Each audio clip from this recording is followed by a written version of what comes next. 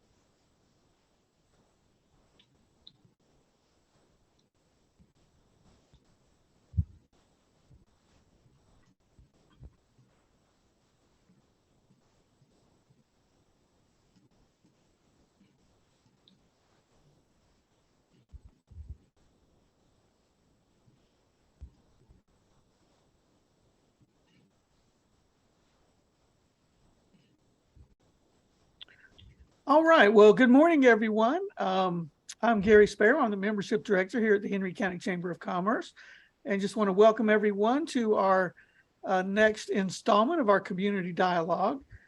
Just so everybody, maybe if it's your first time, community dialogue was created by our DEI committee, and we've been doing this for a couple of years now, and just had some great topics. I do also want to thank our sponsor for the series, which is Kaiser Permanente. But today we're going to welcome Ms. Joanne Hill with Piedmont Henry. And Joanne has led an impactful career that's included radio, television, and corporate America. She's nationally recognized as a leader in diversity and inclusion. And she's an innovative agent in corporate America. And she's employed by Piedmont Healthcare, as I mentioned.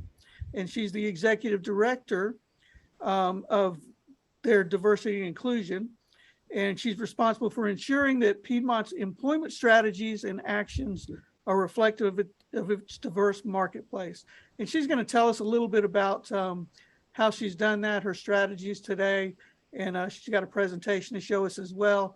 So I'm going to turn it over to you now, Joanne, and if anything else you'd like to share about your background, feel free to do that. One other thing I do want to remind everyone, there is a Q&A feature on the webinar. So if you have any questions or anything, feel free to put them in there. If you're watching on Facebook Live, just put that in the comments. And at the end, we will try to get to as many questions as we have time for. So Joanne, I'll turn it over to you now. Thank you. I appreciate you, Gary, and I appreciate the Henry County Chamber and the DE&I committee for having me on this community dialogue. I'm so excited to be here. Want to make sure, can everyone hear me okay? Okay, I assume so. I can't see you, but you can see me. But we're going to go ahead and pull up the presentation so that we can share a little bit about diversity, equity, and inclusion. I have my awesome project manager, DE&I, Adrian, who's helping with me with this. So what we're going to talk about is diversity is so much more. Often people use that word, diversity, equity, inclusion. So I'm going to play a little game with you. And so I can't see you, but I'm going to trust you to play along and participate and to give comments to Gary. So in this first slide, the question is, what does diversity look like? So before you see two images, image one, image two. Is everybody with me? It's Monday morning. Want to make sure you're up and popping. So by a show of your right hand or putting it in the chat or sending it to Gary, how many of you feel that just looking at it, image one is more diverse? Just looking at it. Give you 3 seconds. 1, 2, 3. Okay, Gary should have recorded that. And then how many of you believe image number two is more diverse? Just by looking at it. 1, 2, 3. Okay, I believe that the majority of you probably felt that image number two is more diverse by looking at it. Is that correct? We're going to say yes. But actually, image number one is more diverse. Let me explain it. Image number two, this is the Alexander family, a true family portrait. This family lives in Americus, Georgia. If we have anybody from Americus here, you may know them. But when you look at this family, you say, well, I would have thought they were more diverse. This is their family photo. In this family, they all attend the same church, all a part of the same political party. There is one person who is a veteran. We thank him for his service. There is one person who is part of the LGBTQ plus community. And there's one person who is a vegetarian, which means they don't eat meat. If you look a little bit closer at image one, if you lean in, as I'm leaning in, some of you may say, hey, I've seen those guys. Does anyone recognize this photo? Well, if you spend any time watching cable TV, particularly years ago, this is from the sitcom Mad Max. It is an advertising agency up in New York City. If you've ever watched this show, these guys like to have a great time. You know, come in on a Monday morning and it's cloudy. Lost a client, let's have a drink. Why don't we go to lunch to celebrate Joanne's birthday and have a drink? Oh, I think we're going to lose another client at 3, so we'll just go and have a drink. It's the end of the day. We're headed to the subway. Why don't we? Right, have a drink. But if you peer a little bit closer, you may say, well, Joanne, I still don't understand how this is more diverse. I see 6 Caucasian men. Would we all agree with that? We can say Caucasian, it's not a bad word, 6. And if you lean in, you can see that the man in the middle is a little bit darker because he is Jewish. But when you look a little bit closer outside of the eye, there are 2 people here who are veterans. We thank them for their service. There is one person who represents the LGBTQ plus community, 2 different political parties in this particular picture. There is one person who is a vegetarian, but one person is a vegan, which is what I am, which means that I don't eat meat and I don't eat dairy. Mental illness is represented in image one. If you've ever seen this show, then you know that, in addition to criminal activity. So what are you trying to say? Was this a trick? I'm trying to say that if we stop at what we see, you're going to miss out on the best part of me. And me is each and every one of us. We have to look beyond the eye so we can really understand diversity and inclusion. So as we go to the next slide, let me break it down and explain it. You know, if we were together and the mics were on, I'd have all of you shout out some different things in diversity. But instead, I want you to take a look at yourself. I want to know, how many of you were born outside of the United States? Raise your hand, put it in the chat. I was, West Germany. How many of you can speak more than one language? Can't raise my hand on that. How many of you are an introvert? Can't raise my hand on that. How many of you are an extrovert? I can raise my hand on that. How many of you are short? How many of you are tall? How many of you are vegans? How many of you are Muslim? How many of you are Jewish? And the list goes on and on. So much more than what you see, than a person's age, their gender, or their ethnicity. And when I joined Piedmont Healthcare some 3 years and 4 months ago, one of the things that I said coming in, for me, diversity. This is not affirmative action. Back in the 70s, where people were looking for an affirmative action officer to make sure we hired a certain number of people. It's not about quotas. It's not about the checkbox. That's not what diversity is. It's so much more. So then the question may be, going to the next slide, so what is it? Well, we started off by realizing in this society, and this is across the world, that people were excluded. You know, here in the United States, we could talk about the civil rights movement when there were, you could sit on this side of the bus or this water fountain. But then we moved from that in the 60s, and we moved into more of an integration, where now we're all at the table and we're all working together and we're all enjoying some of the same things. But the true focus is inclusion.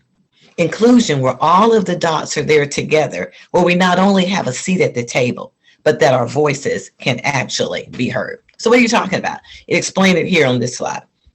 Diversity is a fact, but inclusion is an act. I'll say it again. Diversity is a fact, but inclusion is an act. To include, we have to do something. It's a verb. It's an action. We have to do something. It does not happen by, I heard somebody say this yesterday, hocus pocus. I was watching a cartoon.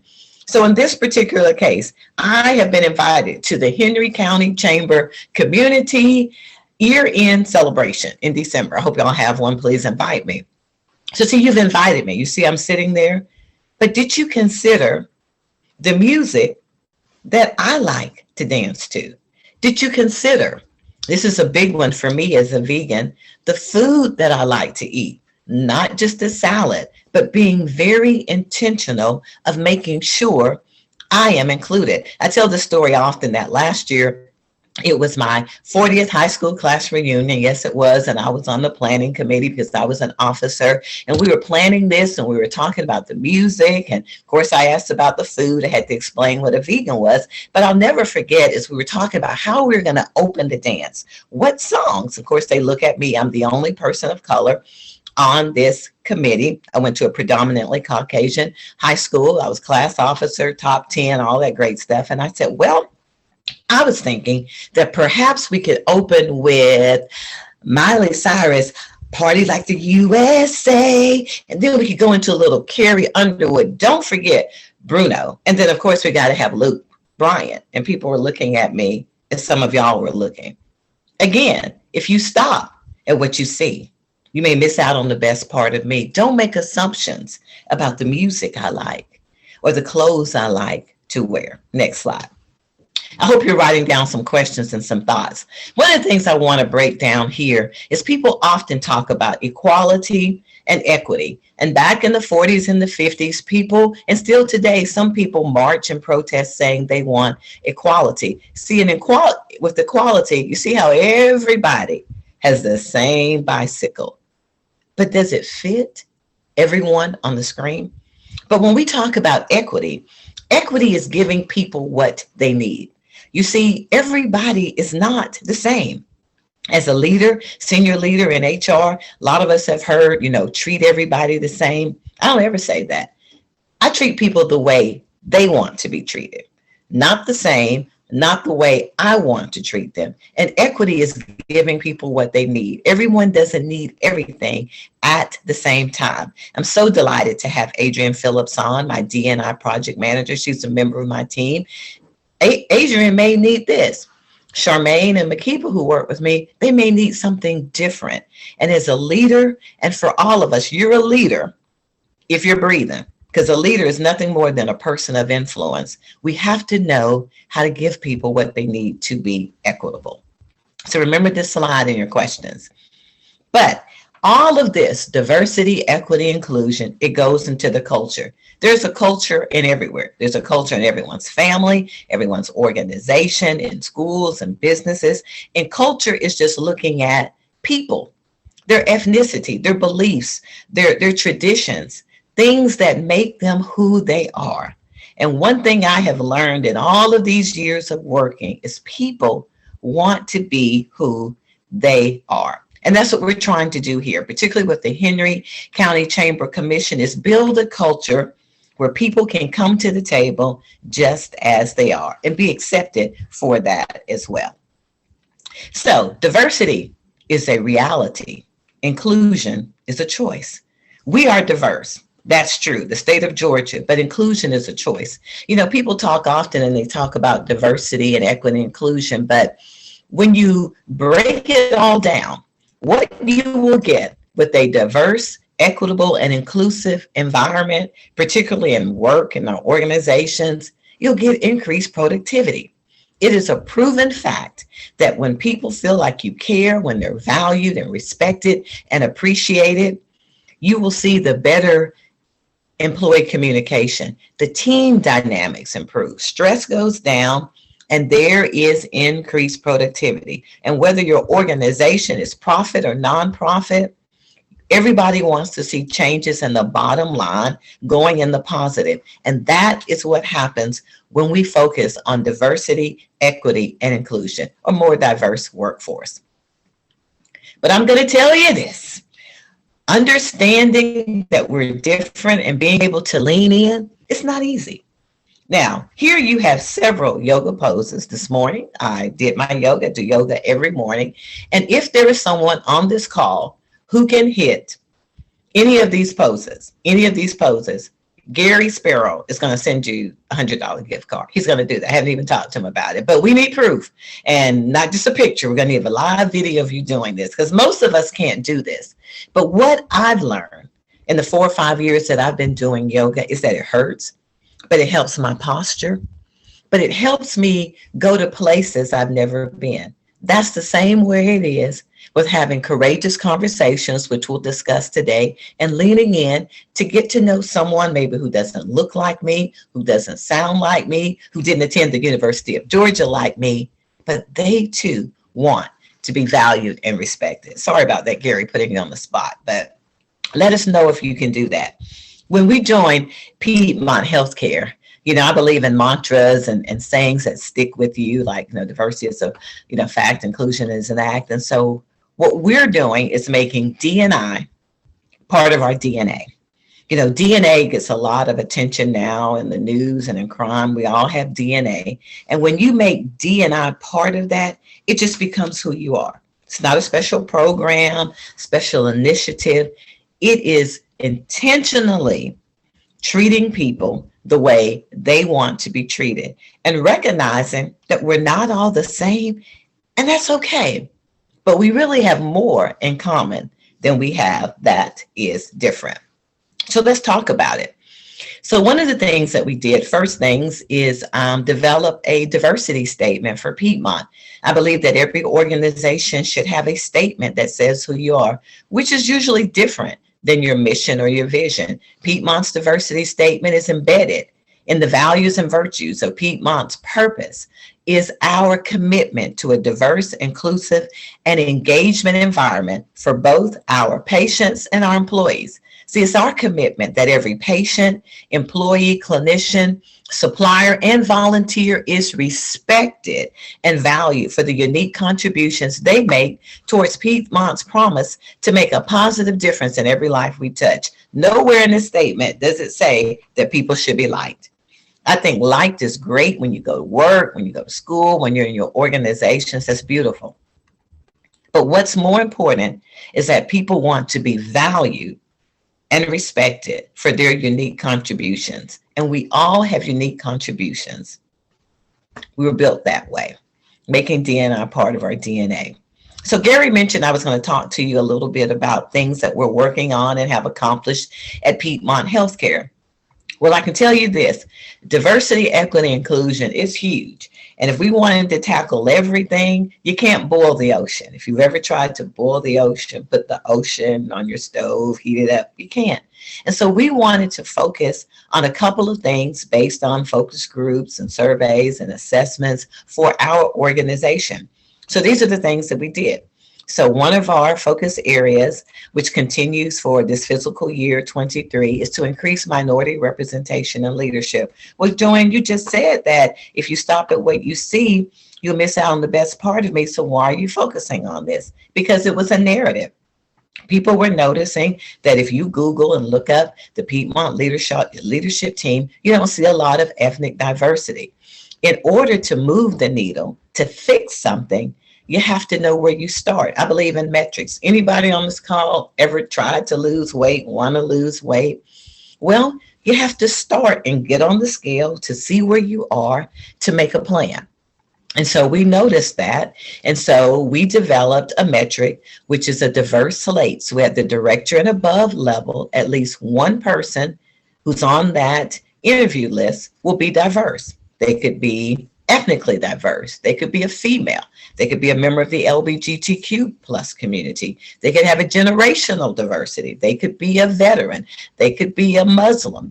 So it's more than just what you see. And we're happy to announce that just putting focus and attention You see 17 director and above new hires, 11.8% in FY22, and that ethnically diverse executive director headcount has increased. And I'm going to pause here and do a commercial break to say this. Always hire the best candidate. Always hire the best, most qualified candidate. Always.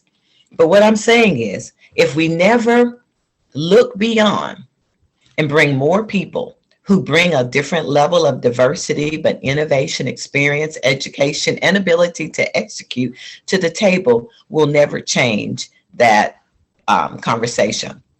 Increased access to education and training. Coming into Piedmont, we found that we didn't have any diversity training. And people were like, I want to do better. I want to be more intentional, but we need that. So we developed an emerging leaders cohort. We had our different leaders throughout our organization, our many hospitals and entities, look at people who were not in a people leader role, but who aspired to be, and nominate them into a program called Emerging Leaders, where we take these people out of their work environment 1 day a week, put them in front of executives, give them books, training, skill sets so that they can move up. And we have seen success with promotions in that. We've had 2 cohorts so far and about to start into our next. We also developed a cultural sensitivity module, which is now part of our annual training. You know, a lot of people talk about unconscious bias and implicit bias, and all of that is great. But first, we have to be culturally sensitive, starting with, I am not the same as Gary, as Adrian, as Barbara, but I'm who I am. And how can I be, again, valued and respected? We also use the diversity council models. I know a lot of organizations employ the model of employee resource groups or business affinity groups, which is where you have the African American group or the Asian group or the LGBTQ plus. And that was taught to me when I went into Piedmont. But what I have found with my years of experience in this area is that something happens when we all work together. There is a synergy that takes place when we're all working. And so we are preparing as an organization for Atlanta Pride, the big celebration of the LGBTQ plus community. And we're all working on that. I remember when I started in 2019 and Pride was coming up, and I said, there are more people in the LGBTQ plus community. They're African American, they could be veterans, they're more than one thing. And so that is what we do. So together we work on things. We're still in the midst of the Hispanic Heritage Month celebration that ends 10/15. November we'll have Veterans Day, and it's also Native American Month. And the list goes on and on. Diwali's coming up. So that's the work that we do at each of our entities. And we're seeing our Diversity Council leaders being promoted as well. And then improving our community health initiatives. If any of you have watched CNN or any type of TV, you've probably seen Dr. Jane Morgan. She's also works very closely with our team with her Steroid Chronicles, her COVID discussions, a great resource. She won the 2022 Civic Leadership Award from the Atlanta Business Chronicles.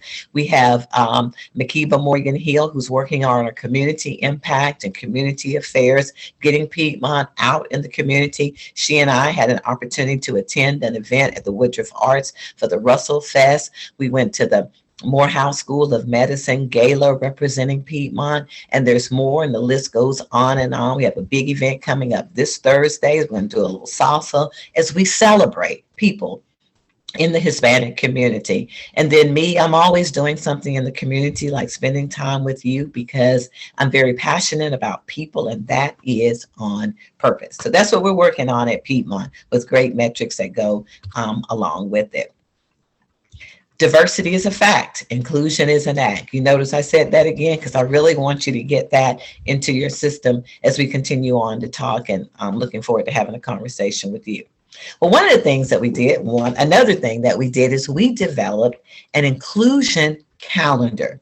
Now, if I wanted to highlight all of the various observances and holidays, it would be a 45-page document. But every year that we've been at Piedmont, we've added a couple of more things. So again, people say, I want to see myself here. And let's just take a look at, at where we are. Of course, even here, we know we have Rosh Hashanah coming up.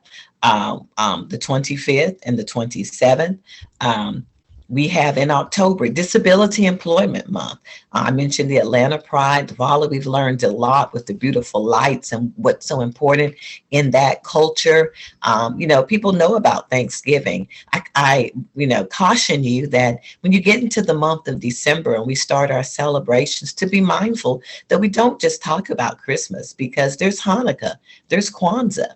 There's even people who say, hey, I'm an atheist, and to be respectful of the fact that, again, we're not all the same. We've spent a great deal of time, even in the month of April, learning and doing things around Autism Acceptance Month. So again, just some opportunities for you to see the work that we're doing, to have something in your community and your organization that says, hey, I see you, you're valued, and you are respected.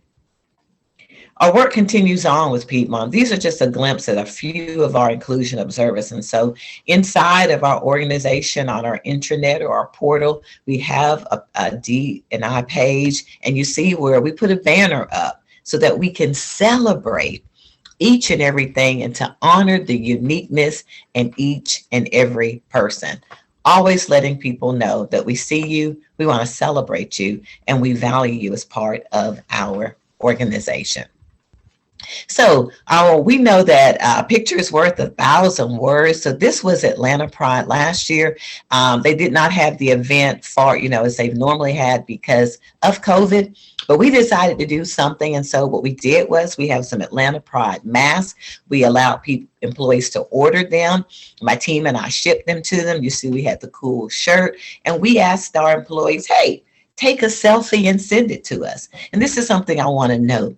It's part of our focus on celebrating the LGBTQ plus community. There are people who are within that, and there are allies. And so we encourage people that if you're an ally, which means that you're supportive of people, take a picture, put a mask. We put it out there. We also did a couple of stories out there as well. And we have a call to action for all of our observances and inclusions, where we'll usually tell people, tell us about it. Employees can comment on the internet, and of course, taking a picture is worth 1,000 words. So that's Atlanta Pride that took place last year. Then we participated in a Veterans Day Walk for the Brave. Because of the brave, putting emphasis on how much we honor and celebrate our veterans, but we also acknowledge that mental health is real for all of us, but particularly for our veterans. So we went out to Marietta Square last year. You can see that we had a winner here, Antonio Dean. We offered UGA tickets. Did I say I'm a UGA grad and all about the Bulldogs? And anyway, he won. He won tickets to the game. We walked, we had fun, and this was last year, and we're going to be doing it again this year, November the 5th. Love for you to join us. Come and get your walk on, but also celebrate people in the community. So that was last year. Then we had Living the Dream, keeping in with the theme and the thought of the late Dr. Martin Luther King. We decided to be a service to our employees. So we provided employee meals to those Piedmont employees, to include our physicians and our providers, serving over 11,000 meals. Our own CEO, Kevin Brown, did a MLK message. I had an opportunity to record Dr. Kevin James, who is the president of Morris Brown. Morris Brown is the college that Dr. King's mother attended, a very strong HBCU in the Atlanta University community. We had a unity breakfast. Athens had a UGA gymnastics meet, and you can see we had our leaders serving our employees because Dr. King was a servant. Some of them had biscuits, some of them had barbecue, but it was a great celebration back in January. And then for the month of February, we also had Lunar New Year, where we continued to celebrate employees, and we actually did a story on some of our employees to learn more. It used to be called Chinese New Year, but again, they educated us. It's Lunar New Year with red and what that means to them. So we had an opportunity to welcome the year of the tiger back in February. Most people know that February is also Black History Month. So this year we decided to do something a little differently by actually looking internal within Piedmont and celebrating some of our team members who are making a difference throughout the system. We had Daryl Fagans, the ultimate servant leader from the Columbus entity, over 30 years, got great technology in the environmental services area. He's won awards. He's a speaker. Dr. Cynthia Finney, again, over 25 years, respected leader. She was the first African-American physical therapist hired at Piedmont Noonan. Now she's a director in that area and the new president of the NAACP. We had Keisha NeBlack, who's breaking barriers in the real estate. Very few African Americans and females in the real estate area, but she's doing real estate for Piedmont, and she's doing it big, a director in that area. We have Dr. Lacey Knight. He's a visionary. He helped us incorporate our cultural sensitivity module within the EPIC software. He is our chief informatics officer, brought a great deal of knowledge, technology, and expertise. And last but certainly not least, from our team with Adrian and I, is Charmaine Helton, a voice of the people. She's a nationally known speaker. I like to say she's a survivor and a thriver for domestic abuse. She worked at the Atlanta Constitution. She does all of our HR communications. And so we wanted to take time to celebrate that within Piedmont, there are people making history. There are people in your organization making history too. Just think about ways to celebrate them. And then we did something we've never done before. It was our inaugural Piedmont Day in March. That's right. We took Piedmont, we took families and friends to the National Center for Civil and Human Rights located in Atlanta, Georgia. If you have never been there, you are missing out on a treat, because not only did it talk and share history from the African American culture, but all cultures, from Asian culture. It talked about significant marches within even the LGBTQ community. Did you know that when Dr. King had the March on Washington, that was the first time that the LGBTQ community had come together, and they were a big part of that. So I believe the more you know, the more you grow. And of course, you see pictures of many of our team members celebrating Piedmont Day in March at the National Center for Civil and Human Rights. Diversity is having a seat at the table, but inclusion is having a voice. Often, a lot of us are invited to sit at the table, but do you have a voice? That is where we're trying to go. That is where we need to go, not in the future, but today, starting today. I'm almost ready to get to your questions, but first I want to talk about courageous conversations, because often what I hear people say is, Joanne, I would like to learn maybe more about another culture, about a team member, but I don't want to offend anyone and wind up going into HR. So we've got some tips here that may help you get those conversations started. A couple of things here. When you say this is what they hear. I love that. And because Piedmont Healthcare is all about safety, one of the things that we love to do is, I have a clarifying question. When you say this, it helps people say, oh, they care and they want more information. A guy who was a project manager who worked for me years ago at Aflac used to say, help me understand. And when he would say that, it's like, he really wants to understand my point of view. I've noticed, Adrian, that you've been a little quiet lately. Joanne is paying attention to those details. But these are some key phrases to avoid, and they are pet peeves for me. Joanne, you always talk too much. I don't always, perhaps a lot. Or it isn't personal. I mean, what is it if it's not personal? I'm sorry you feel that way. Are you really sorry? You can see that could have a slight sarcastic tone, and this is my favorite. I know how you feel. No one knows how a person feels but that person. You can lean in and say, I'm trying to understand how you feel, but only I know how I feel, and only you know how you feel, because you're the only person who feels that. So we have some additional phrases too that we want to share with you and talk about. There are barriers. People say, well, I wanted to say something to Joanne. I wanted to learn more about why are they celebrating Atlanta Pride, or what's the big deal with Veterans Day? Because there's fear. There's fear of offending. There's also a lack of tools available to a lot of us in our organizations. But I believe that when we find a great tool or a great resource, we should share that. There's a lack of education. I mean, how many of you on the call have had a class in diversity or unconscious bias, implicit bias? How many of you know what a microaggression is, or systemic racism, or the differences, the many differences throughout our generation? We have to lean in. The internet, if nothing else, is a great wealth of information so that we can increase our knowledge, and a lack of leadership support. But I say this often, we are all in different boats, but we're all in the same storm.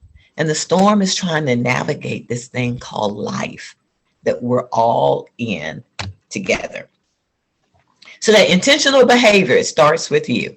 If I was with you, I give everybody a name tag saying, hello, I am intentional. How can you be intentional in this space of diversity, equity, inclusion? Well, first of all, we can't ignore it because it's not going away.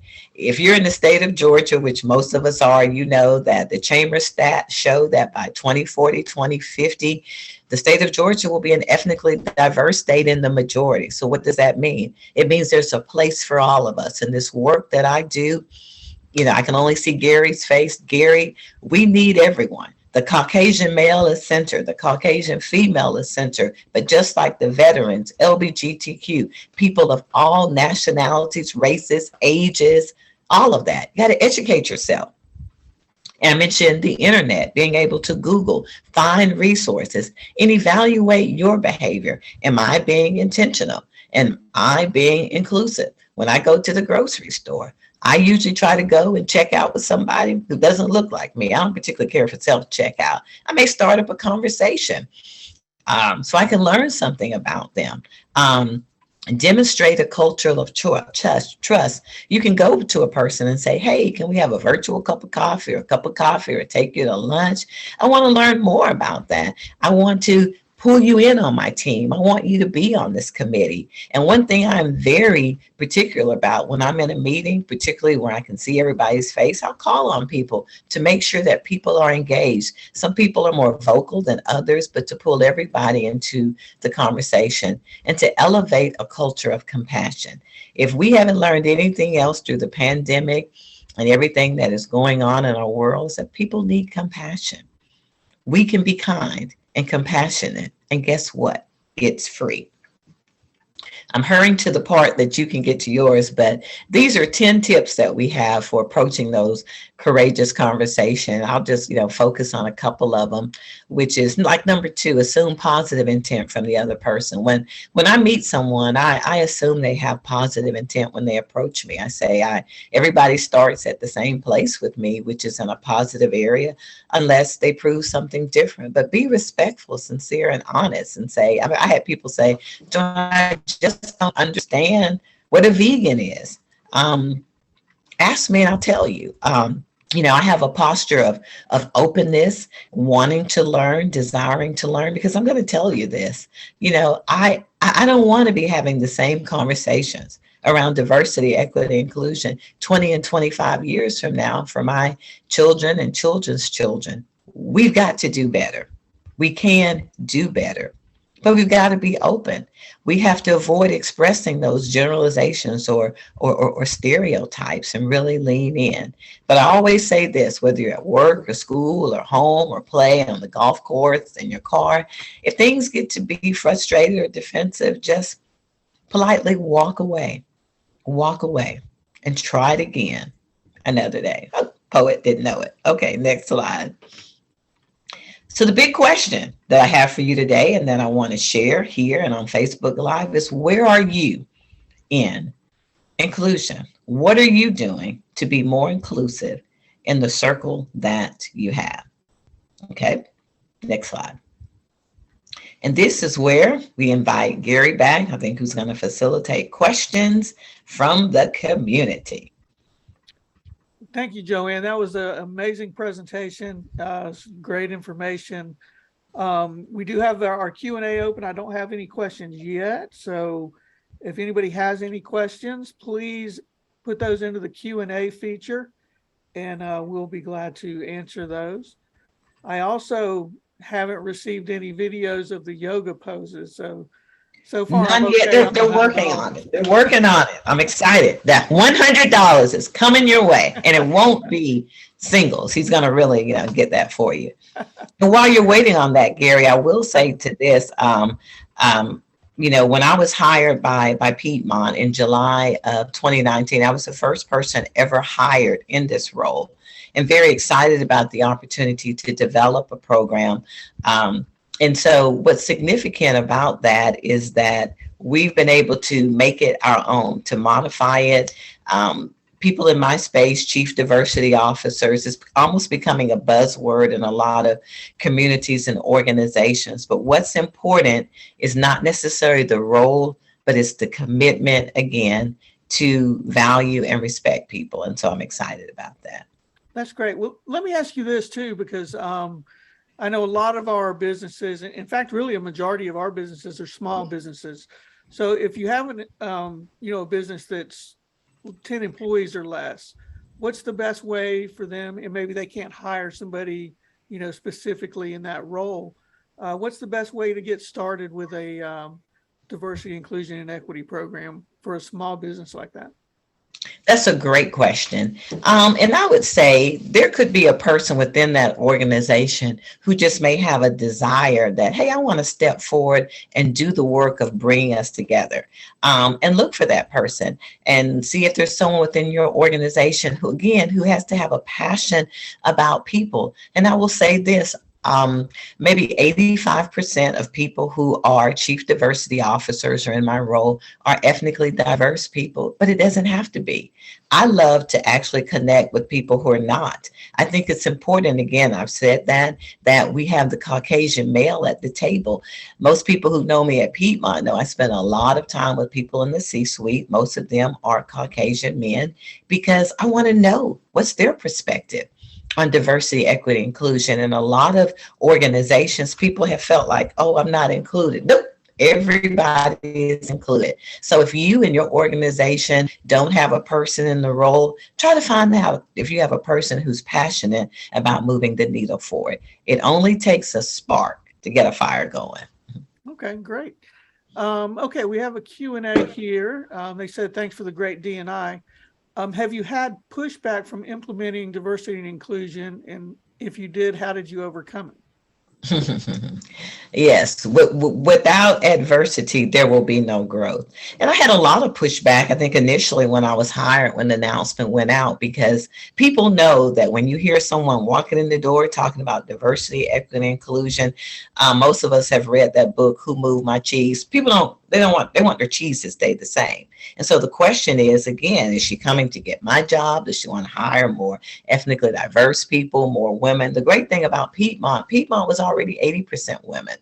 It was 47% ethnically diverse. We have every generation, and most of our organization, millennials and Gen Z, are the ones growing. But what we did not have is someone focused on strategies and initiatives and plans and education to have an environment where everyone was there. So yes, but Gary, and to everyone, it's not my first rodeo. I mean, I retired from Aflac after 29 years. I worked in that space. And so when I have resistance, I really like to get to know the person who is resisting, to understand their concerns, and to partner with them. If you don't believe that this is important, then let's talk about it. And so I have partnerships all across the system and the organization. And again, I believe that the more you know, the more you grow, and people are really leaning in to learn more about why this is so important. Great question. Great. All right. We have one from Facebook. How do those of us that are committed to inclusion encourage those that are not to be more open? That's a great question. I think that the way you encourage it is in the lifestyle and the things that you do. I don't ask people to do anything I won't do. With my team, I would not ask my team to come in at 6 a.m. if I wasn't there right there at 6 a.m. bringing biscuits, which includes non-vegan things as well, to them.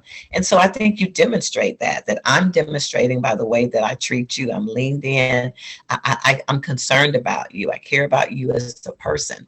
And there's a difference between getting to know someone to include them and getting all in their business to be buddy buddy. There's a big difference. When I say getting to know people, it's getting to know what is important to people, what they value, how they want to be appreciated, celebrated, talked to. It's all different. And again, I would like to think that people can say that I demonstrate that behavior, which I expect.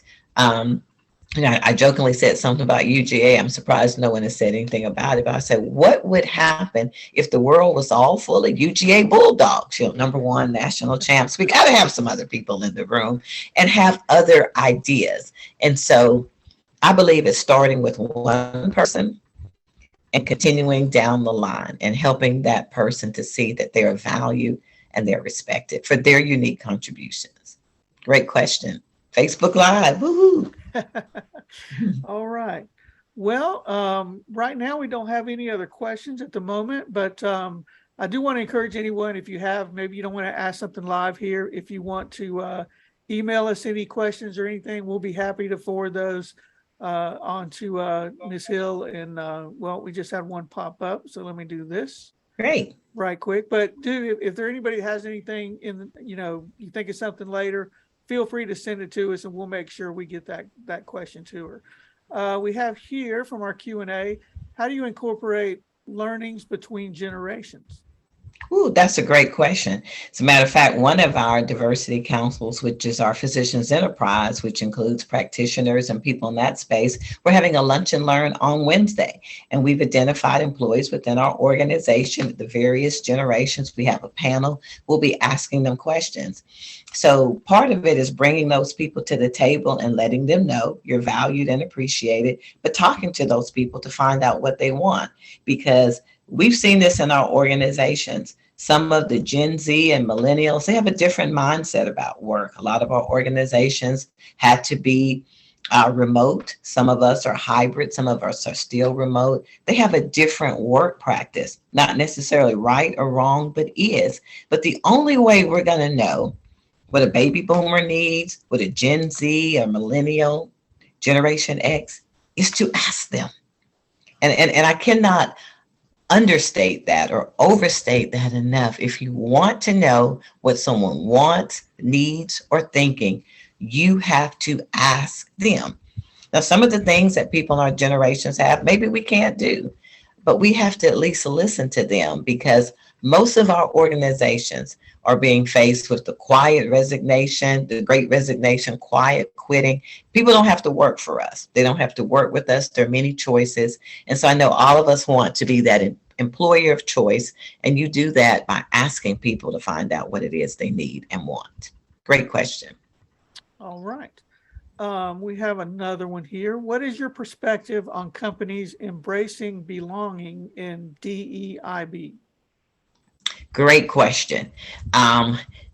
Years ago, it was affirmative action. Of course, we changed all that to diversity and inclusion, now equity. I believe the B is the goal. It's the goal on the journey for Piedmont Healthcare and many organizations. Because if you think about it, it's a natural evolution. We're diverse. People are looking at that. And then we're going to move into this whole conversation about equity versus equality. We're included. But at the end of the day, and the beginning of the day, people want to feel like they belong. They want to belong to a mission, which is why we join our organizations, a vision. They want to belong and be a part of something bigger than them. So to me, that's the ultimate. When I joined Piedmont, I did not want this department to be called DIE, which means die, which means it would not last. Like we diversity, inclusion, equity. We changed that up. But really, what would that be? DIEB, DIB? To me, that's really where you want to go. And so if you think about it, how do you know that you belong to an organization? There's a feeling that you get.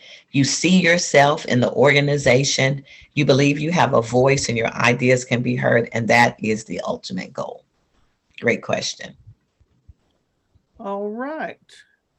Well, it looks like that might be all we have for now. So again, I want to thank you for joining us. Like I said, it was an amazing presentation. Great to see. Piedmont's always been one of our great members, and appreciate everything that y'all are doing there. Great. So, and again, well, just had another question pop up. Just said Great. thank you for the presentation, and we do appreciate that. So again, if anybody has anything further, just email those questions in to me or Barbara, and we'll make sure that Joanne gets those. And looking forward to moving forward, and be sure and join into our next community dialogue next month. And we just, again, thank you again. Thank you for the opportunity. It's been great. Thank you so much. Absolutely. And I'll let you know if anybody sends me a yoga video. Please. Oh, yes. I want to see that. And when I get there, I'll send mine out too. I'm still working on it. Still working. Okay. Sounds Thank good. you so much. All right. Thank you, everyone, for joining us. And All we'll right. see you Thanks. next time. Thank you, Adrian. All right. Yes. Thank you. Bye-bye. Bye.